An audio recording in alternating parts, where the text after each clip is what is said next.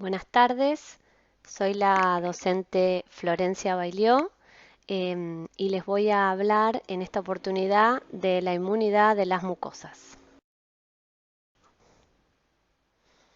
Cuando nos referimos a las mucosas del organismo, em, hablamos de el revestimiento interno que se encuentra íntimamente relacionado con el medio externo y por lo tanto se debe establecer una fina modulación en lo que implica el sistema inmunológico, em, ya que justamente tiene esta función ambigua en donde por un lado el sistema inmunológico deberá cumplir la función de defendernos frente a el intento de microorganismos patógenos a la invasión y alterar ese equilibrio que se está teniendo, y por otro lado debe tolerar ciertos antígenos que no pertenecen al organismo, que son externos, pero que deberían tomarse como inocuos, que no generan daño ni tampoco la intención de invadir ni alterar este equilibrio. Por lo tanto, fíjense la importancia de este sistema inmune de mucosas. El tejido linfoide asociado a la mucosa es mucho más grande y extenso de lo que nosotros nos imaginamos, debido a que cuando hablamos de MALT, hablamos de todo el tejido linfoide que se asocia a todas las mucosas del organismo que tapizan distintos órganos o sistemas. Es el conjunto de las células inmunocompetentes y estructuras linfoides que están presentes dentro de la mucosa. Si bien no se dispone de una estructura muy uniforme, como verán en la diapositiva, se van dividiendo en los distintos lugares, y así tenemos el GALT, el BALT, el NALT y todo lo que está relacionado con cada sistema específicamente. No es uniforme ni compacta, pero conforma así un sistema sumamente especializado y organizado. Va a estar distribuido en las distintas mucosas del organismo en pos siempre de defenderla y protegerla. Tal es la importancia del sistema de defensa que se calcula que el 80% de los linfocitos de un individuo adulto se encuentran en el MALT. Como dijimos anteriormente, el MALT es un sistema especializado y organizado en donde podemos dividirlo en dos sitios funcionales diferentes. Tenemos los sitios inductores, que son los sitios en donde los linfocitos T y B vírgenes o naive se activan, se expanden y se transforman en células efectoras o de memoria. Pensémoslos de esta manera para que les quede más gráfico. Son sitios en donde el ejército se prepara para combatir, ¿sí? Entonces, se van a localizar estos sitios inductores y se van a nombrar de acuerdo al órgano en donde donde se encuentran. Por ejemplo, en la vía aérea superior, en el NALT, tenemos las amígdalas y las adenoides que conforman el anillo de Waldeyer, ¿sí? Después, los folículos linfoides bronquiales van a estar en el BALT, ¿sí? En el árbol bronquial. El apéndice, los ganglios mesentéricos y las placas de Peyer van a ser los sitios inductores del GALT, ¿sí? del tracto gastrointestinal. Los sitios efectores, por otro lado, comprenden el epitelio y la lámina propia, donde se van a ubicar de forma difusa todos los linfocitos T que ya están entrenados, los efectores o los de memoria, y los plasmoblastos que van a producir inmunoglobulina A. Por lo tanto, son sitios muy extensos a donde llegan los linfocitos una vez que están activados previamente en los sitios inductores y van a estar listos y entrenados para poder combatir. Entonces, acuérdense de estos dos sitios que son de mucha importancia en inmunidad de mucosas. Bueno, y ahora sí, focalizamos en la mucosa gastrointestinal y profundizamos nuestro conocimiento del GALT. El epitelio intestinal es la superficie mucosa más extensa y está formada por células especializadas en absorción, que son los enterocitos. Estos son característicamente polares. ¿Qué significa esto? Que la parte apical, que está en contacto con la luz intestinal, es muy diferente a la parte basal, que está en contacto con otros tipos celulares y estructuras del parénquima del órgano. La zona apical está cubierta por microvellosidades que van a aumentar la superficie de absorción y de contacto con todo lo que llegue a la luz intestinal. Y hace una especie de filtro selectivo, ¿no? Que va a permitir el paso de muchos componentes de la dieta, de agua, de electrolitos, de los cuales una vez que se absorben pasan a la circulación y llegan a todo el organismo.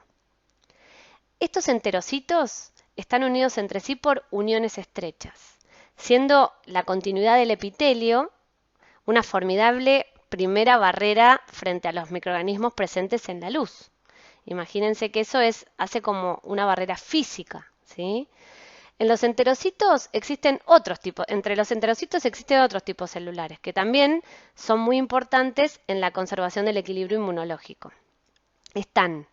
Sigan ustedes, mientras que yo les voy contando, sigan el dibujo de la diapositiva y vayan determinando los distintos tipos celulares.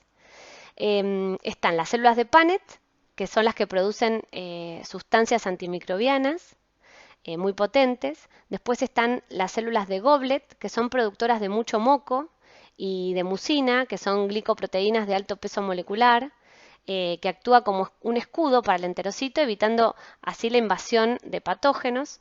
Y además células neuroendocrinas, ¿sí? Que secretan hormonas y otras sustancias que son necesarias para sostener la inmunidad. Y para completar la descripción del GALT y que ustedes tengan un panorama bastante amplio de lo que implica, en la profundidad, desde la luz hacia la lámina propia, también hay células de la inmunidad innata como los macrófagos, los neutrófilos, mastocitos, células dendríticas y células de la inmunidad adquirida y células plasmáticas que ya vamos a ver sus funciones.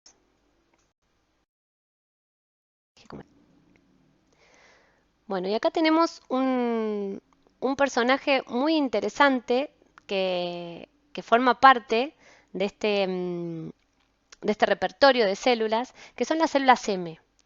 Las células M son células epiteliales especializadas en la translocación de los antígenos desde la luz intestinal hacia la lámina propia, ¿sí?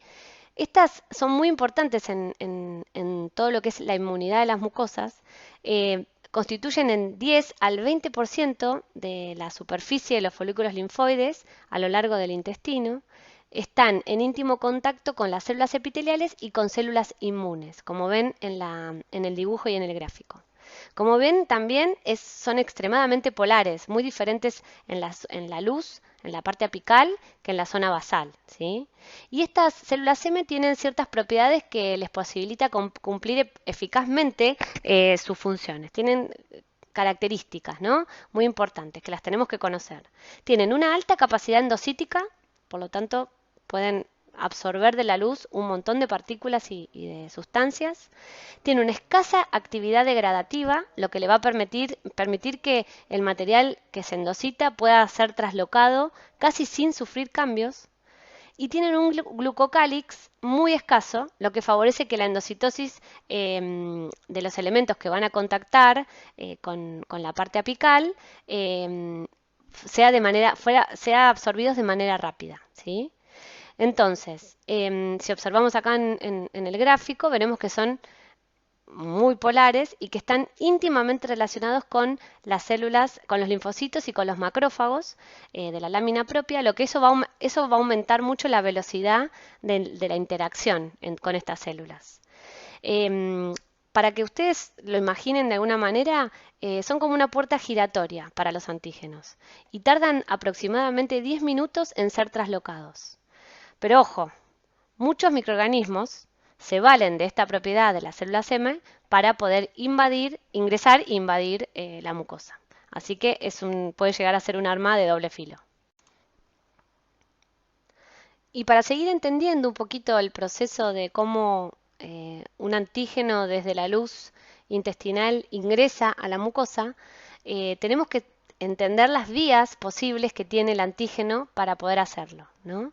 Una que ya hablamos es de las células M, que como dijimos transporta esos antígenos mínimamente procesados al bolsillo, que es la parte, digamos, más en contacto con las células del sistema inmune, para que después sean presentados a los linfocitos T helper. Posteriormente se va a estimular para que ustedes sigan la cadena y el proceso de cómo se produce esto, les sigo contando cómo sigue la película. Una vez que ingresan por las células M y son presentados a los linfocitos T helper, se estimulan los linfocitos B del folículo y los linfocitos B sensibilizados viajan por la linfa, atraviesan los ganglios linfáticos mesentéricos, pasan por el conducto torácico a la sangre, donde desde la circulación sanguínea van a regresar por capilares a la lámina propia del intestino. Una vez ahí, se van a distribuir de modo difuso y se van a diferenciar en células plasmáticas que van a secretar inmunoglobulina A específica para ese antígeno que les dio origen, ¿sí? Fíjense toda la vuelta que hizo para activar a los linfocitos T, activar los linfocitos B, generar la progenie específica de ese antígeno, dar toda la vuelta en circulación y volver al intestino, ¿sí? Eso igual lo vamos a volver a ver, quédense tranquilos, para ir repasando cómo hacemos, cómo vuelve, digamos, la inmunidad específica a la mucosa. La IgA, una vez que se produce, atraviesa la capa de células epiteliales y va a recubrir toda la zona apical de la luz intestinal, ¿sí? Entonces va a detectar antes de que tenga que ingresar a la mucosa. Otra posible vía para los antígenos son los enterocitos, que como habíamos dicho, es menos eficiente que lo de las células M, pero los enterocitos no solo son capaces de captar a los antígenos solubles que llegan a la superficie celular, sino que también de procesarlos y presentarlos a los linfocitos T, o sea que también serían células presentadoras. Puede que ingresen desde el borde apical en cepillo, como vemos en la diapositiva, en la parte izquierda. Puede que ingrese por esa zona o bien por la vía paracelular, que es entre las uniones entre los enterocitos. Entre enterocitos, cuando se relajan estas uniones estrechas por alguna cuestión química, entonces ahí puede atravesar también el antígeno entre medio de los enterocitos. Y como tercera posibilidad está que se capten los antígenos luminales por prolongaciones dendríticas de las células dendríticas, que es como que sacan un bracito entre los enterocitos y llegan a la luz para captar antígenos directamente, ¿sí? Como se ve del lado derecho de la diapositiva. Entonces, de esta manera, bueno, tenemos las tres posibilidades de ingreso de los antígenos a la mucosa. Bueno, obviamente que de esto va a depender el contexto en el que se está produciendo este ingreso, ya que hay citoquinas inflamatorias como el TNF-alfa o el interferón que van a relajar estas uniones estrechas, incrementando así la permeabilidad de la mucosa. Y por el contrario, hay citoquinas que, como la interleuquina 10 y el factor transformante TGF-beta, ¿sí? Factor transformante beta, que incrementan la resistencia, o sea que la hacen menos permeable, ¿sí? a un pasaje de macromoléculas por vía paracelular. Así que bueno, fíjense que en un contexto facilitan y en un contexto impiden el ingreso. Y acá está un poco lo que les adelantaba en las diapositivas anteriores, cuando hablábamos de cómo volvían los linfocitos activados a la mucosa. Esto hablamos de la activación de los linfocitos T vírgenes en el GALT y el concepto de homing. Entonces, este es el recorrido, ¿no?, que se produce entre los efectores y la vía aferente y la vía eferente una vez que se produjo la sensibilización y la expansión de estos linfocitos T especializados. Entonces salen, vamos a volver a repetirlo así queda bien el concepto, salen de los órganos linfoides primarios, los linfocitos vírgenes, de la médula ósea y el timo, llegan a la mucosa desde la circulación, asentándose en los sitios inductores que ya vimos, ¿no? En el GALT eran las placas de Peyer y los folículos linfoides mesentéricos a la espera de ser activados por antígenos específicos. Y después los antígenos acceden al tejido mucoso por las vías que ya describimos anteriormente y se ponen en contacto con los linfocitos estos vírgenes. Ahí pueden diferenciarse en dos distintos perfiles efectores y posteriormente en linfocitos T de memoria, ¿no? Pero bueno, las células efectoras y las de memoria van a expresar una molécula que es alfa-4b7 y CCR9, que son importantes para que las recordemos. No hay muchas como para así difíciles para recordar, pero estas sí son importantes porque van a permitir su reclutamiento desde la circulación a la lámina propia intestinal. Y así van a permanecer en el GALT. Es como que tienen ahí, digamos, el ancla, ¿no? Son estas dos proteínas. Otros linfocitos efectores activados vuelven a la circulación por vía ganglio mesentérico y conducto torácico y acceden desde la circulación hacia otras mucosas, como puede ser la respiratoria, la genitourinaria, y esto de esta manera se amplifica la respuesta a todas las mucosas, no queda solamente en el GALT, ¿sí? Volviendo un poquito al concepto de cómo vuelven los linfocitos efectores y de memoria al GALT o homing, la cosa sería un poco así. El alfa-4b7 es una integrina que actúa como receptor de homing del linfocito al interactuar con la adesina vascular MADCAM1. Vayan mirando el gráfico, así se van guiando. Del endotelio que está vascular a la lámina propia. Y el receptor CCR9 en las quimoquinas CCL25, que esta es producida por los enterocitos. De esta manera los linfocitos efectores van a quedar anclados en la mucosa a la espera de nuevos antígenos para combatir, ¿sí? Espero que se haya entendido. Pero fíjense que en la diapositiva se observa primero cómo llegan a los sitios efectores. Después que de los sitios efectores por vía linfática pasan a la circulación, como ven en la flechita que está en el medio que une los dos gráficos. Desde el gráfico de la derecha pasamos al de la izquierda, ¿sí? Y de esta manera, como los linfocitos con estas proteínas que anclan de alguna manera y hacen que salgan de los vasos, anclan a la mucosa nuevamente cuando ya están sensibilizados y activados. Y ustedes se deben estar preguntando ¿qué es lo que determina la expresión de estas proteínas raras alfa-4, beta-7 y CCR9, ¿no? En los linfocitos T efectores que se activaron en el GALT? La célula dendrítica va a imprimir en estos linfocitos T efectores un perfil de asentamiento característico, por lo que es la célula dendrítica la que va a dirigir a estos linfocitos de acuerdo a las citoquinas que libere, ¿sí? Así como se ve en esta diapositiva, donde se compara células dendríticas que están en la mucosa intestinal y células dendríticas de la piel, en un contexto rico en ácido retinoico, se activa el linfocito T naive y le otorga a estas dos proteínas de membrana para que luego de pasar a la circulación sepan a dónde tienen que quedarse de centinelas y que se vayan a la mucosa digestiva. ¿Ven? Ese es el homing. Diferente son las células dendríticas de la piel, que se observa en el otro lado, ¿sí? Que en un contexto rico en vitamina D, la presentación antigénica y posterior activación del linfocito T naive da como resultado otras proteínas de membrana que sí van a servirle para retornar a la piel y asentarse en ella, ¿sí? Y el homing es en la piel. Entonces, fíjense lo importante del contexto químico de la célula dendrítica y de la orden que ella da, ¿sí? Bueno, bien. Espero que no estén muy mareados a esta altura y que entiendan que todavía no terminamos con la cantidad de células y de células inmunocompetentes que componen el GALT. Y sepamos que hay otros linfocitos que son los linfocitos intraepiteliales, que son otra línea celular y que se los conoce como linfocitos intraepiteliales porque están dentro del epitelio, ¿sí? El 80% van a ser linfocitos TCD8, que son citotóxicos.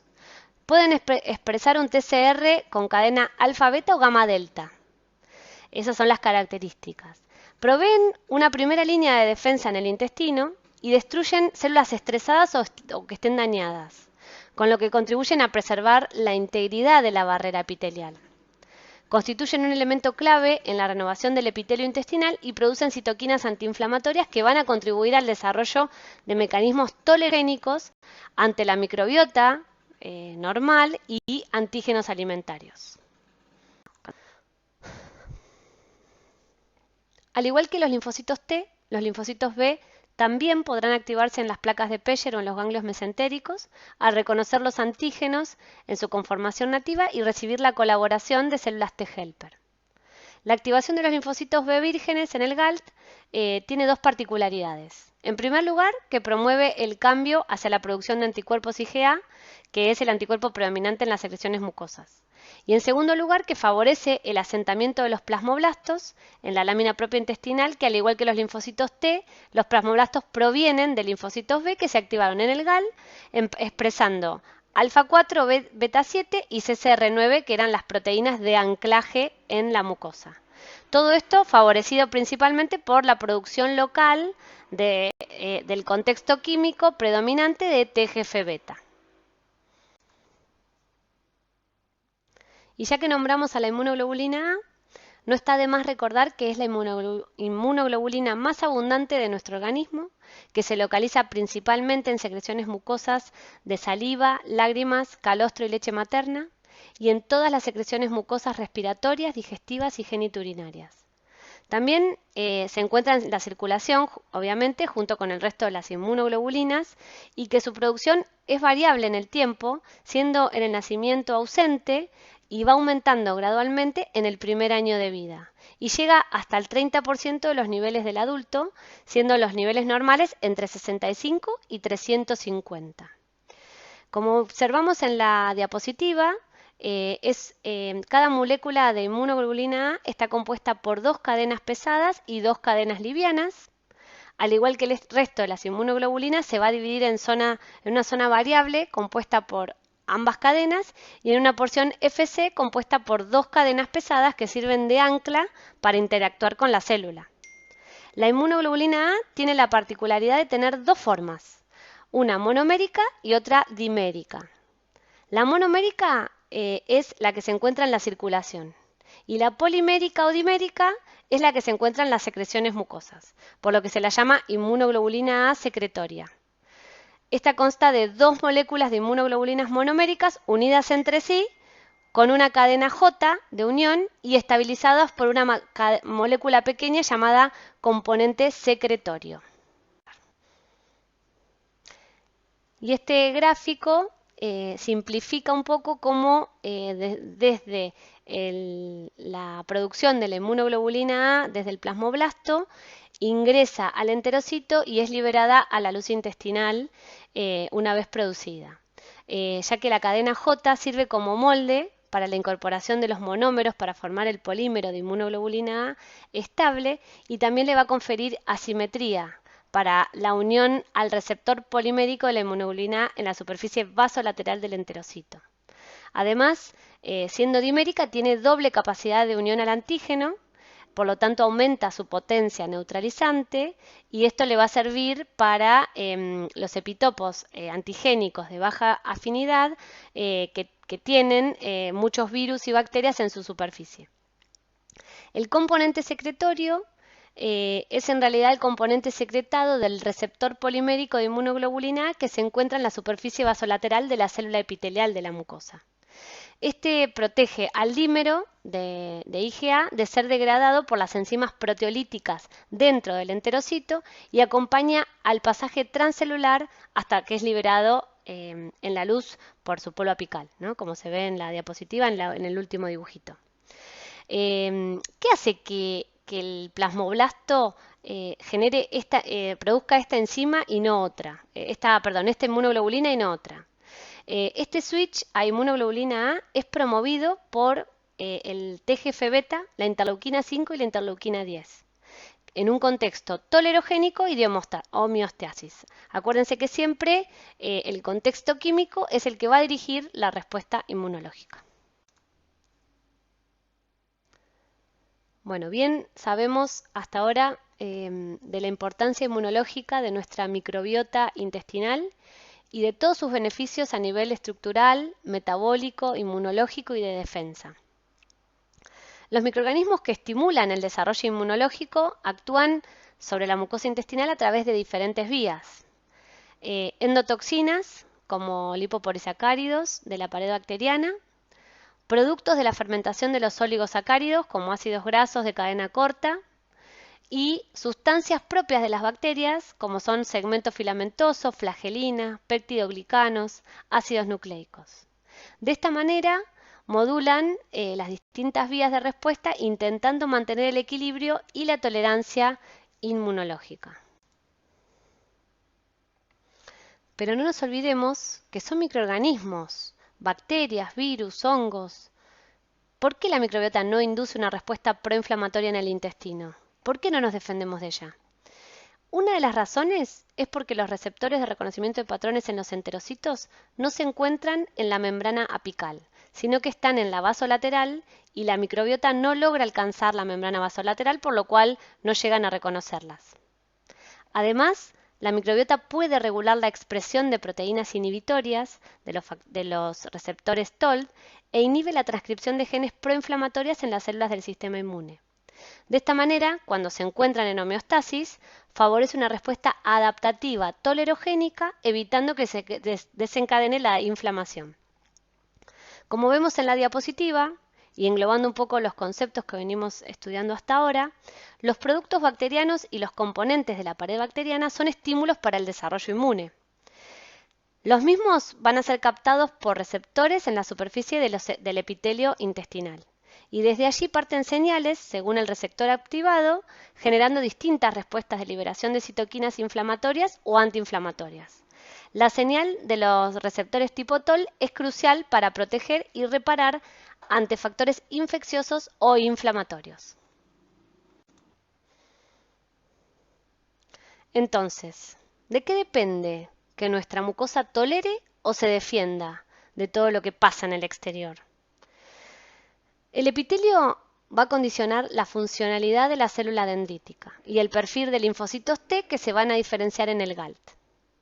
En condiciones de homeostasis, el endotelio va a producir TSLP y prostaglandina E2, los que generan un ambiente antiinflamatorio con un perfil T-helper 2 o regulador, ¿sí? O T-regulador.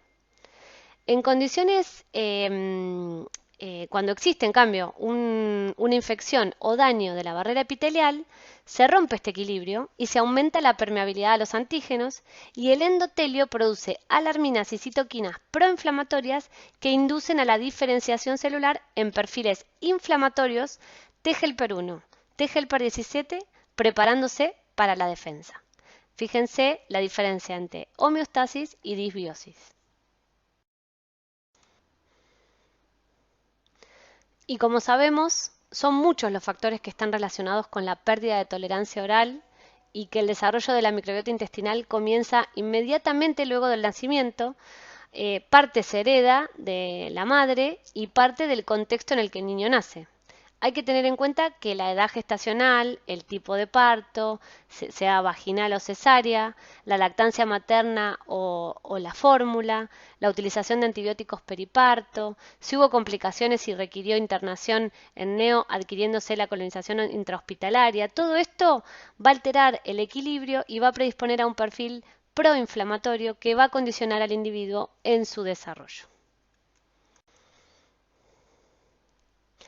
Y así todo se relaciona y tiene un sentido, siendo el objetivo mantener la homeostasis. Nosotros todos queremos, incluso nuestro organismo, vivir en equilibrio. El sistema inmune dispone de mecanismos complejos y simples, innatos y adaptativos, de señalización y de dirección, que apuntan a proteger al individuo de patógenos que pueden alterar esta armonía. Y claro que esta división de innato y adaptativo es meramente descriptiva y nos sirve para entender un poco cómo funciona, pero claramente que al momento de reaccionar frente a cualquier injuria, el sistema inmune lo hace de forma simultánea y colaborativa entre todos los componentes. Gracias por llegar al final. Un saludo grande, éxitos, nos vemos en las clases.